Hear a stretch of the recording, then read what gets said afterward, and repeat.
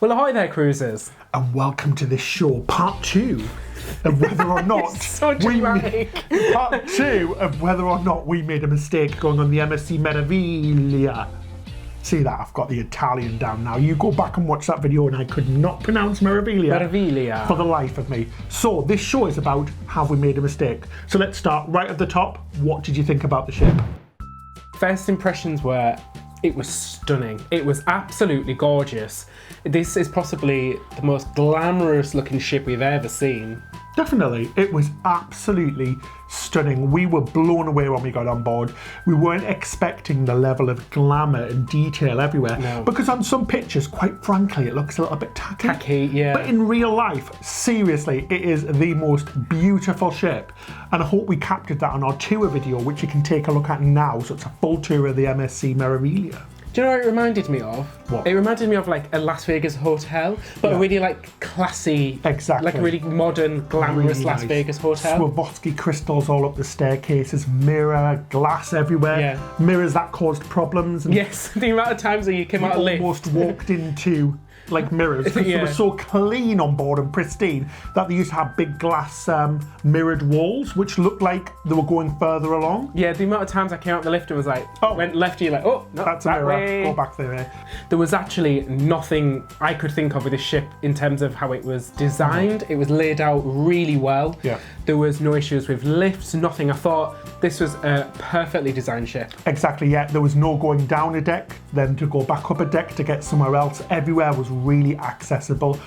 The promenade, or the Meraviglia Galleria, as I like to call it, Galleria, was gorgeous. Yeah. You could see it was based around other ships, sort of like Royal Caribbean, but they brought their own little touches to it to make it look like an Italian Mediterranean promenade. Yeah, it was really cool. It kind of felt like you were outside, but you were inside. Yeah, you had the massive, amazing LED roof above you, which played different scenes and different shows at certain times of the day, which was a really nice touch. It really was, and it wasn't all about being inside on the ship. I love the fact that there was a lot of outdoor space and windows. There were huge windows as well. Windows everywhere, and there was plenty of hot tubs and pool areas, the solarium, sunbathing areas, a solarium, so you could enjoy all of the facilities, whatever the weather. So what did you think of the cabins? I thought the cabin was awesome. I was really surprised by the sheer size of it. We booked a Fantastica, which is sort of the one up from the Bella package. So basically included, we could pick our own cabin. So they're the same design cabin, but a better location. It was beautiful. It was really nicely furnished with plenty of room to store things. The bed was huge and really comfortable. And it was really big. I was really surprised. For the size of like the balcony was big, which for modern cruise ships is a real sort of buck of the trend really, because the old balconies seem to be getting tinier and tinier. But it was a big old balcony. Big old balcony. Big old balcony. Yeah. I also love the colour scheme we got. There is a couple of different colour schemes. Yeah, we got like a brownie, like really classically gold, and there was lights at either side of the bed and a reading light, which is so nice. And the bathroom, oh my God, how nice was that? It was so clean and modern and big. Just well laid out. Yeah, with a big shower as well. You could fit 2 or 3 people in there if you wanted a shower party. So I think these were... Not that we have ever had a shower party, or even if that is an actual thing, but hey. What cruises have you been on? A different type of cruising, I think. So I think overall, these cabins got a big, big thumbs up from us. These are possibly the best designed cabins we've been on. Definitely. And our cabin steward was amazing as well. Yeah, he was lovely.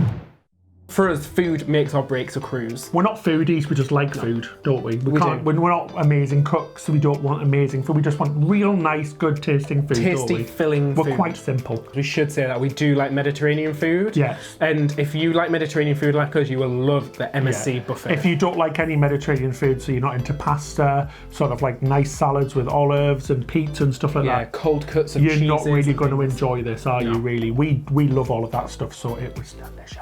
We were really worried about the food on this cruise, because we'd heard so many bad things about it, but we were really surprised. Yeah, I could not see any of the issues that people were talking about. I won't say I was blown away by anything. I'll just say it was a really good standard. Tasty. Up to what every other cruise line's producing, basically. There was a massive selection for breakfast, lunch and dinner. American breakfast, continental, European breakfast. I didn't find breakfast much different to any other cruise line I've been on. No, me too. It was very similar. A lot more cake and a lot more sweets. Italians love their breakfast sweets, don't they? Like cake everywhere. It was amazing style of cake. And freshly baked breads as well. There were so many of them. Yeah, it was nothing out of the ordinary. It was really good food, wasn't it? Yeah, we really enjoyed it. Yeah. And the general layout of the buffet, we had absolutely no complaints about, because we'd heard a lot of things about people not being able to get seats, about it being poorly laid out, crowded. And it gets busy. Of course, it gets busy at rush hour. It does on any ship. But we used to always head right to the back of the buffet, where they used to have fresh food all laid out, and it was really quiet. So to right at the back, or just outside in the outdoor seating area. Yeah, we loved sitting on the little outdoor bit at the aft. Al fresco. Oh, before we forget, try the pizza in the buffet. It was ooh la la! It was delicious. It was all freshly made on the ship. So delicious. 4 or 5 different types of beautiful pizza. Oh, so good. By day 3, we were like, oh my God, if we have to eat pizza one more time, and then you walk past it and you get that smell, and you say, oh, I'll just have a slice. Just Why not? A slice. Treat yourself. Just a slither. That's all I want. So next on to the main dining rooms, where we only ate once or twice. We're not the biggest fans of main dining rooms because they're always just too big and too busy, but that's not down to this ship. That's our opinion. But it was fine. It was just on standard with everything else, really, wasn't it? I think the portions were probably smaller than other cruise lines. But the bonus there is that you can order as many dishes as you want. So if you're still hungry, don't complain. Just order another dish. Yeah. We also had a speciality dining package, and this included Italy, butcher's cut, and Cirque du Soleil dinner show, and then we also paid a la carte for the sushi bar.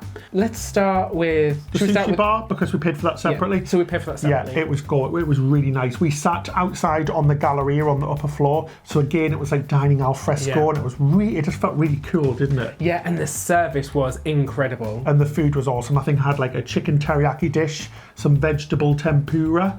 And what did you have? So I also had like a teriyaki dish to start, and then I had a dragon sushi roll, which was oh my God, it was so cool. It came and it looked like a dragon, and it was absolutely tasty. And it was good. And we paid a la carte for this, and this was quite reasonable, wasn't it? Yeah, so I think it wasn't ridiculously priced. It came to about €40, which is good for we had like a 3-course meal. So from one real high to a low, I think the only bad experience we had on board dining wise was at Italy, which is the gourmet dining restaurant. It's sort of their brand leading. Well, yeah, it's a brand that you get on land in Italy, it's like a chain. So we had really high hopes for this, because we were thinking Italian cruise line, Italian restaurant. This is going to be like top notch, and it kind of did really fall. It did. We had pretty poor service. The guy didn't really interact with us at all, did he? And he just rushed us through our meal. We were in and out in 45 minutes. The food wasn't really anything special, and the portions were tiny, weren't they? Oh my God, we had a tiny little spaghetti dish that looked like an appetizer starter somewhere else. But well, like I said, it was, if that was main dining room, I would have been like, oh, that was nice. That was okay. Yeah, but for something that's supposed to be speciality and premium, it did not feel premium at all. Oh well. And we should say as well, is with the dining package, it is a separate menu. So unlike cruise lines like NCL, where you get to choose from anything in the menu, it's actually a separate menu. And we found Italy to possibly be the most restricting. Yeah, we had no problems anywhere else. There was loads of selection. But here, if you didn't like seafood like me, you were kind of stuck with one dish. One dish, yeah. For a starter or whatever. Let's move on to the amazing butcher's cut, which is like the American steakhouse on board. So we've been on NCL Cagney's, and we were kind of like... And Chops Grill, or we were like, Royal. We were like, this isn't gonna... It's not going to touch It's not going to be as good. It's not going to be as good, and we were so wrong. Totally wrong. The service, again, at this restaurant was incredible. Again, we sat outside on that promenade, and the food was so good. And I found, although it was a separate menu, there was a lot more choice on this one, and I found that you actually got great value for money, because the a la carte prices were quite expensive for this. Yeah, I had a giant piece of fillet steak with a side of what were they called, truffle fries and mac and cheese. Oh my God, it was delicious. We ordered extra sides as well, thinking they were going to be like a teeny little bowl. Massive, yeah. And do you remember our server was like, are you sure? And we're like, we're up to this challenge. Yeah, and they came and were like, oh, I really wish I didn't order them now. It was really good. I'm really pleased we went there. It was such a good restaurant. I would totally recommend it. So should we move on to the entertainment? Well, so the last one of our dining package, which is dining and entertainment, so good segue there, Ben. Oh yeah, entertainment dining. So this is the Cirque du Soleil dinner show, which is the last one in the dining package that we chose. Unfortunately, it was actually cancelled originally, and then due to technical issues. The last date came But on. we've got to explain this, it was technical issues because it's a brand new show, Yeah. and it's kind of a first at sea. It's the real Cirque du Soleil. The reason it was so delayed was because it is Cirque du Soleil, they actually had to fly out from Canada to fix it and everything like that. Oh my God, the show It was incredible. amazing. There's 2 shows on board. We went to see the sonar version, which was all about Yeah. acoustics and sound. Well, everybody kept saying, oh, that's not a very good show. That's not as good as the other one. So if this one wasn't the good one, I want to see the other one. I want to see the other one as well. Because I thought it was incredible. Yeah, I really it was enjoyed amazing. it. They had people on the walls, on the roof. The soundtrack was amazing. The lighting, but it was the sound quality. It was like 3D sound all around you. And the only complaint I think I have about this was that it wasn't long enough. Yeah, I would have liked. I wanted to see another hour. I think it was like an hour long. We could have stayed there for 2 hours. Yeah, yeah, it was we amazing. really could have. The dinner was very restrictive in the menu, so everybody has the same starter And there's dessert. a choice and dessert. So and then there's a choice of fish or meat. The food reminded me of something like Heston Blumenthal would do. Yeah, it was that kind of food. Fancy. Bit fancy. Yeah. So I think if you didn't Gastroenteritis. No, that's a disease. Gastroenteritis. Gastroenteritis. Isn't that like a stomach bug? I was thinking gastropub. But that's a gastropub. No, what's it called? Gastronomy. Gastronomy. Should we Google it? Gastronomy. Should we Google it? Should we call it science food? Sciencey. Gastronomy. Gastronomy. I can't know. Yeah, as David said, this. So yeah, it was kind of crazy food and we try everything, but I think if you're a picky eater, you might be might not like that. But like you said, we're paying for the seats. Exactly. Talking about the drinks package, we bought this with our cruise and it was so cheap. Yeah, it was an absolute bargain. It was about, it was like the all-inclusive package including restaurants or something it was called. Yeah, MSC's drink packages are a little confusing. They're a little bit confusing. I think they have simplified them a lot since we bought them. But basically, after you get over the initial, like, not sure what's included, usually it'll have an asterisk on the menu saying what you can buy and what you can't buy. It doesn't have an asterisk. That's what we kept getting confused with. See, I'm already confused. We were like looking through the menus and we're getting so confused. I know, but at the end of the day, there was loads included. There was several bottled beer, including Heineken. Essentially, there was one of everything. Yeah, you could get Prosecco, red wine, white wine, rosé wine, loads of nice cocktails on it. And in the pub as well, so the Brass Anchor, it had loads of beers from all around the world and lagers from all around the world on draft, which was included.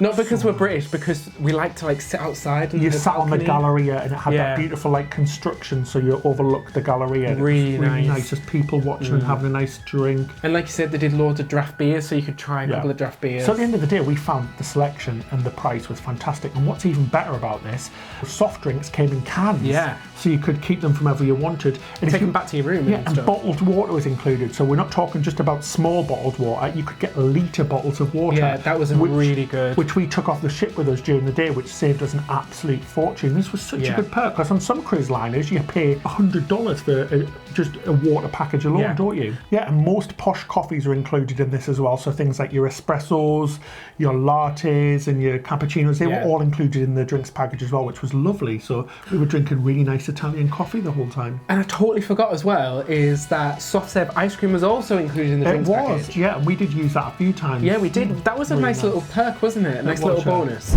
So the dining package and the drinks package you can buy online in advance.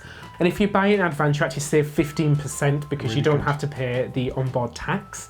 I really recommend you do that. In terms of value for money, we thought they were great value for money, and compared to other cruise lines, they're an absolute bargain. Like food, entertainment for us is a thing that really makes or breaks a cruise for us. So we weren't disappointed. No, we enjoyed the It was pretty good, especially because they're catering for a lot of languages on the ship. Up to five languages. We will say, guys, everything. So they cater for everything in 5 languages, and we mean everything gets said in 5 languages. But the show's not all said in 5 languages. No, but like all announcements. But they'll sing popular songs and they'll keep it quite quite friendly for every language, if you know what I mean, which was a good thing. The shows were great. They had full orchestras on the back. They had full orchestra on the stage with the singers who were really talented. The dancers were really talented. Yeah, we really enjoyed the shows. So you can make reservations on the app and you can make one reservation per cruise, but little tip here. So when we got to Genoa, we could book everything reset, so we actually could book again, even though we got off in Rome. Yeah, so we could go book shows more than once, say the ones we liked. Yeah. But yeah, there was loads of music around the ship, so live singers, guitar singers, drums, whatever, all of that.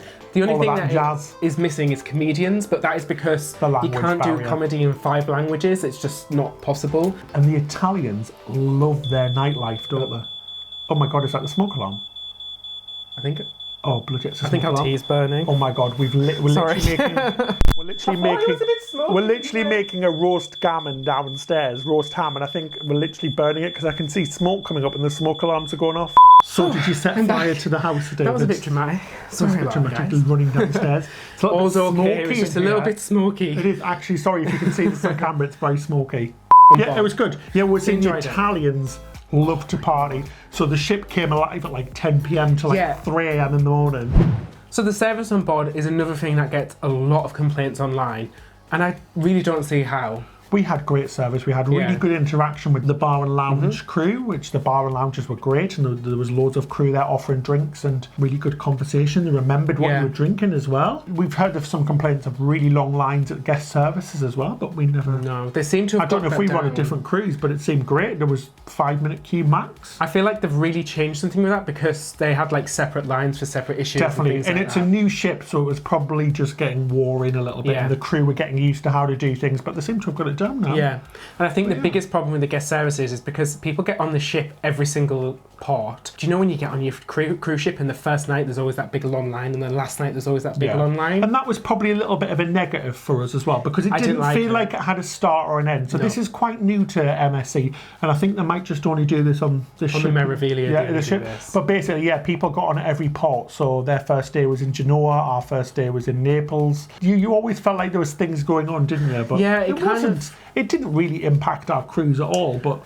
Like our first night, we just kind of like, we got on the ship, we didn't really get dressed up, and it was actually the formal night, so it was like, we kind of felt a bit odd. Yeah. And then also, you don't have that, your cruise's starting party, and then you don't have the last night of the ship. Exactly. Yeah, and then kind of like the end of the cruise show was actually halfway through our cruise. Yeah, it was like in Genoa or somewhere, and we were like, oh, we're not getting off tomorrow, but it feels like the end of the cruise. Yeah, it was a bit odd.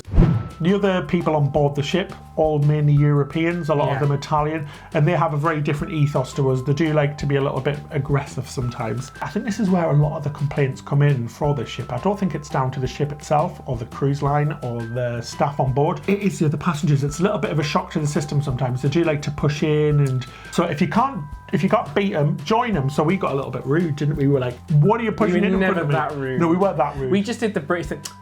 Ugh. So rude. Oh, can you believe that guy? But honestly, it did not bother. You just got to let it go. Yeah, let it go over your head. It's a European thing. If you're going to enjoy Europe, you need to enjoy all of Europe, and that includes how the people act. So I think that's it for our review of the MSC Meraviglia. So I think, can we answer the question? Did we make a mistake?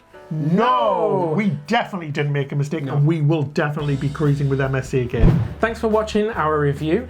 Don't forget though, if you haven't watched our full ship tour, our cabin tour, and we also had a cheeky sneaky peek at the yacht club, you can watch all them videos on our channel now, and you can see them right here. So that's it for this time. Until next time, happy cruising! Welcome to part 2 of Have We Made a Mistake going on the MSC Meraviglia. Well, have we? Have we? No! That's the end. Thanks for watching. Until next time, happy cruising.